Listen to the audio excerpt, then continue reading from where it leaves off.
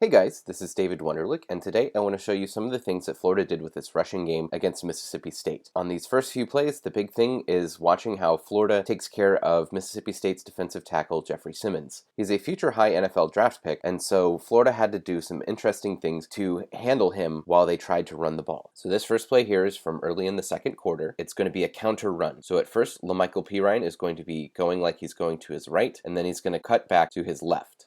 The most interesting thing on the blocking scheme is that Fred Johnson, the right guard, is going to pull out and go to the left, and Morale Stevens, tight end, is also going to go to the left. This is Jeffery Simmons right here, number 94. Florida is going to do something interesting to take care of him on this run play. What happens at first is that Martez Ivey, the left tackle, is going to go after Simmons. And so if we run this forward a little bit, there you go. You see Ivey going after Simmons. You also have the guys coming around, and so Fred Johnson is going to be the second person coming up, and he is going to go and get a piece of Simmons right there. And we're going to keep pushing on him. And now the third person coming around, Morale Stevens, is going to take on Simmons. And so we get three different people blocking on Simmons for this play. So here we are back at the beginning. Like I said, Ivey is going to be coming after Simmons. And what's going to happen on the rest of the line is that the left guard, Tyler Jordan, is going to come around. He's going to block this defensive tackle from the left, and that is going to create a hole for Pirine to run through. If we go forward, you can see Jordan coming around, and now he has his back turned to where Simmons had been, and he is blocking this way. The point here is that Ivey and Jordan and Stevens, they're all pushing Simmons to the left, and the interior linemen are pushing the other defensive tackle to the right. And as we watch this play unfold, that's exactly what happens. That's where Pirine makes his cut. You've got the one defensive tackle here, and you've got Simmons going this way, and Pirine's just going to go straight through the middle between them. And there he goes for a nice gain. Here's what it looks like in real time as the Florida offensive line just passes Jeffery Simmons off from one guy to the next as they make a hole for Pirine to run through.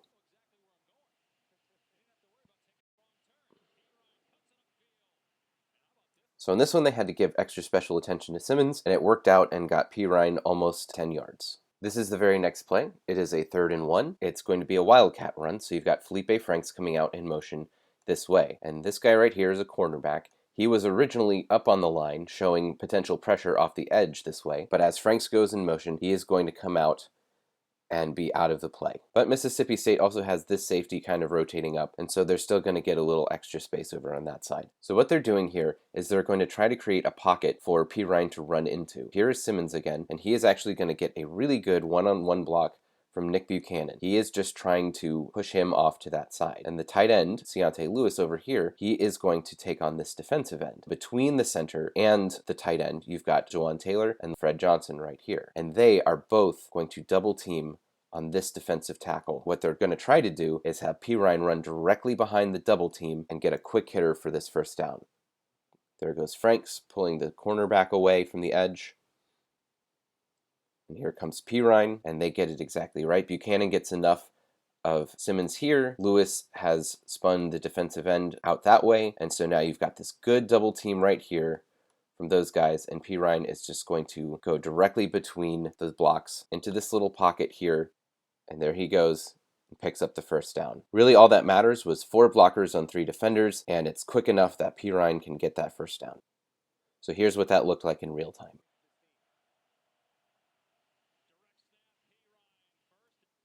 Once again, here's the very next play, and this is another wildcat play with Franks lined up over here in the slot, and you've got Kadarius Toney behind center and LaMichael Pirine, the running back.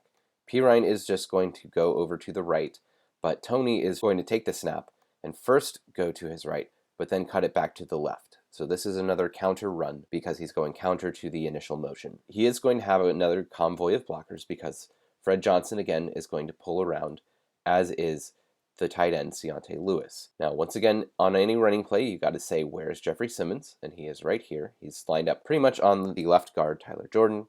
And so what Jordan is going to do is just first engage with Simmons, get him locked up in a block, and then Martez Ivey is going to come around and push him over to the right because this play is going to the left. So if we just watch those guys over there on the end, there goes Jordan. He gets Simmons locked into a block, and here comes Ivey and pushes Simmons out of the way.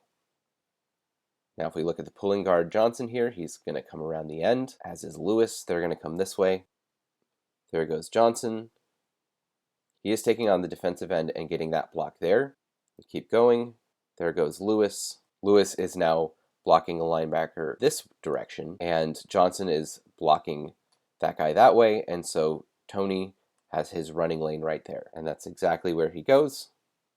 And now we see the double team up here. Here's Ivy and Jordan. They've got Jeffery Simmons 5 yards upfield. That was an excellent job by those two, and because he's that far upfield, Tony is able to see him and pop over Jordan and pick up a nice explosive gain. So here's what that looks like in real time, with the double team taking on Jeffery Simmons, pushing him 5 yards upfield and giving plenty of room for Kadarius Toney to come around to the left.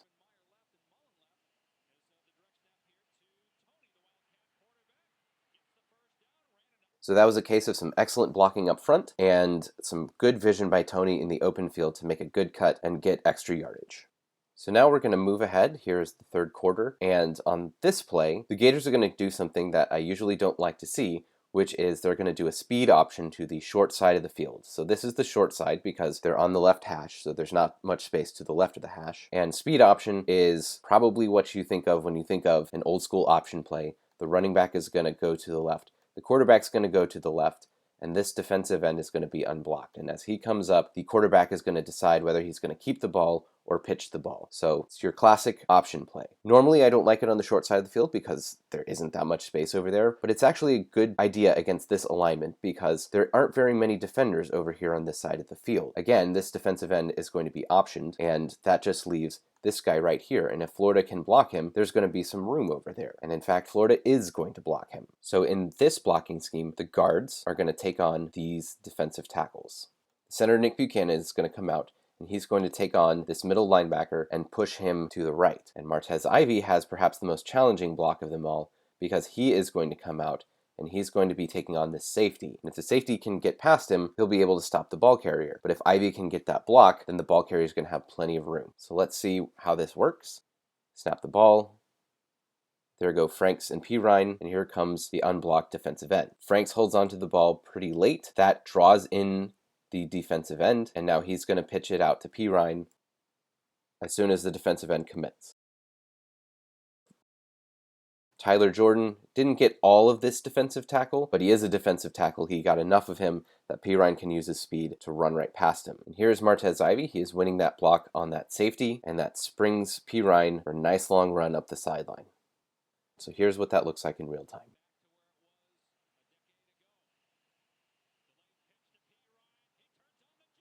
So normally I don't like short side option, but in this case, they had the right numbers, they had the right blocks, and it springs for a big gain.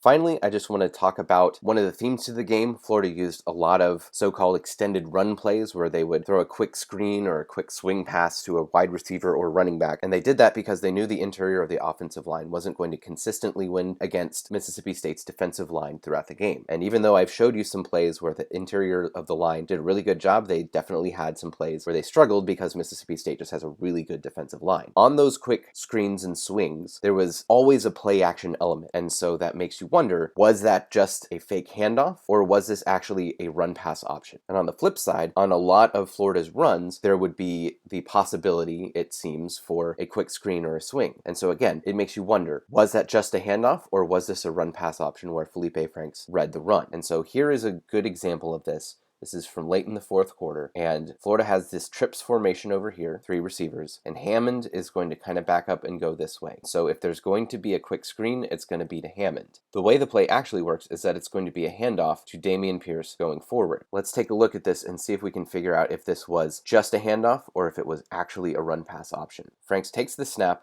and he puts the ball into the belly of the running back. And once again, you got Hammond coming out this way, like he's going for a screen, and you've got the mesh point right here. The ball is in the running back's belly, and is this a handoff or is this a read? Well, if Florida was going to be reading this play, the person that makes the most sense to read is the linebacker right here, number 40, Errol Thompson. If he goes off this way, or even just stays put, that means he is going to be watching the receiver and he is covering the swing pass. However, if he comes forward, that means he's on run defense. And so if Thompson stays put or comes up this way, then you want to hand it off. If he comes up over this way, that means he's on run detail, and then you want to go ahead and throw that screen. So if we just watch him right here as the play begins, there's the snap.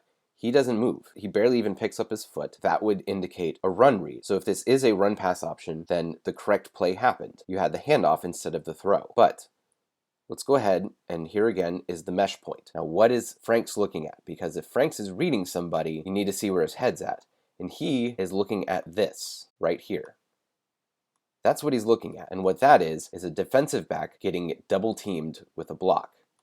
That is not a read. There is nothing to read here, because not only is he being blocked, he's being double teamed. Franks is not looking this way at this linebacker, and so I don't think this is actually a read. Furthermore, when Florida has run the quick screen passes, they've done one-on-one blocking, so you'd expect this guy to go there, and this guy to come up here and block up there. That is the typical blocking scheme that they've been doing. You have them double teaming that guy instead, and so that makes me think that these guys are just blocking him to make sure he doesn't interfere with the run play. And again, Franks is looking at this. This is not a read. You read unblocked people, you don't read blocked people. And so I think this was a handoff all the way. And again, it was a good play.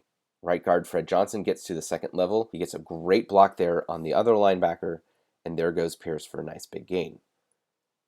So we can go ahead and watch this in real time. If you look at where Franks is looking, he's not looking anywhere near the linebacker that you would expect him to read.